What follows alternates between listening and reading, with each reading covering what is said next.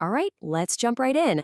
Think about this for a second. We live in a world that's just saturated with performance. But what happens when that line between acting and just plain reality completely vanishes?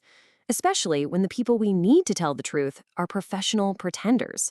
Today, we're going to dig into this fascinating breakdown of trust and where we might have to look for answers now. And really, this is the big question, isn't it? It seems so simple on the surface, but as you're about to see, the answer has become incredibly complex. It forces us to rethink everything we thought we knew about evidence, about credibility, and yeah, even about ourselves. So, to really get our heads around a problem this big, we need a good case study. And honestly, there's no better example than that huge legal battle that put two incredibly famous, incredibly skilled performers on the witness stand and basically turned a courtroom into a theater. Now, look, forget all the media frenzy and the social media chaos for a moment. The reason this trial is so perfect for what we're talking about is because the two people at the heart of it weren't just anybody, they are world class actors. And that right there, that creates a fundamental, massive problem for any system that's designed to find objective facts. This really nails the central paradox. I mean, what is an actor's entire job? It's to pretend, to be so convincing that you believe something that isn't real.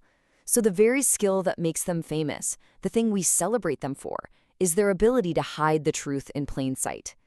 How is a jury ever supposed to see through that? And this chart just lays it out perfectly. It's a complete clash of worlds. On one side, you've got acting, which is all about illusion and persuasion.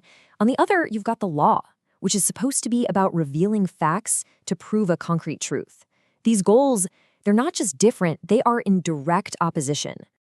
Okay, fine. So if you can't rely on the people, the next logical step is to just look at the hard evidence, right? The recordings, the text messages, that stuff can't lie. Or can it? Well, this is where the rabbit hole gets even deeper. Because it turns out all those things we count on to be objective can just be part of the performance. Security footage, screenshots of texts, video, audio, every single one of these can be altered, staged, or manipulated. They can be just as much a part of the act as the testimony itself. So this is the crucial point we land on. We've kind of hit a dead end in our search for a human-led truth. The people in the story are unreliable because of their profession, and the evidence they offer is unreliable because it can all be faked. There's really nowhere left to turn. And when that happens, the whole process just transforms. It looks like a trial, it's got all the parts of a trial, but it's also functioning as another layer of performance. It's this weird paradox. It both is and is not what it looks like. It's a legal proceeding that's also become a stage play. So, if we can't trust the humans and we can't trust the evidence, what's left? Well, this is where things take a startling, almost sci-fi turn. We're now being forced to shift our entire search for truth away from people and toward machines. And to really get this shift, you have to understand deepfakes. We're not talking about some clever video editing here.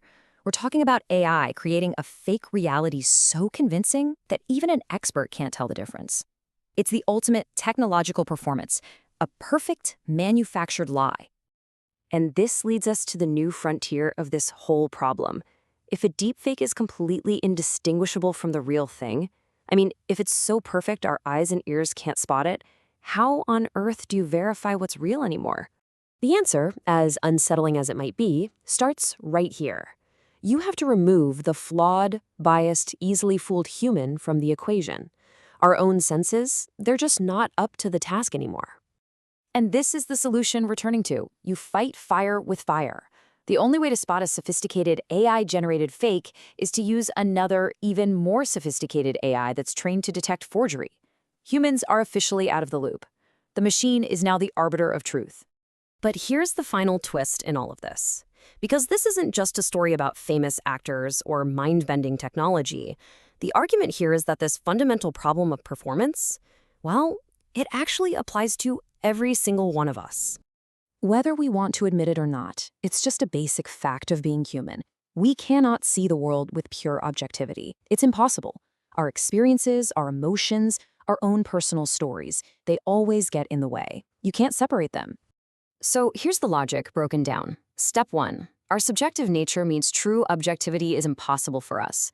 Step 2. To get by in the world, to make decisions, to function in society, we have to pretend we're objective. And step 3, that very pretense, acting like something we're not, makes every one of us an actor in our own life. And this isn't acting in the fun Hollywood sense of the word.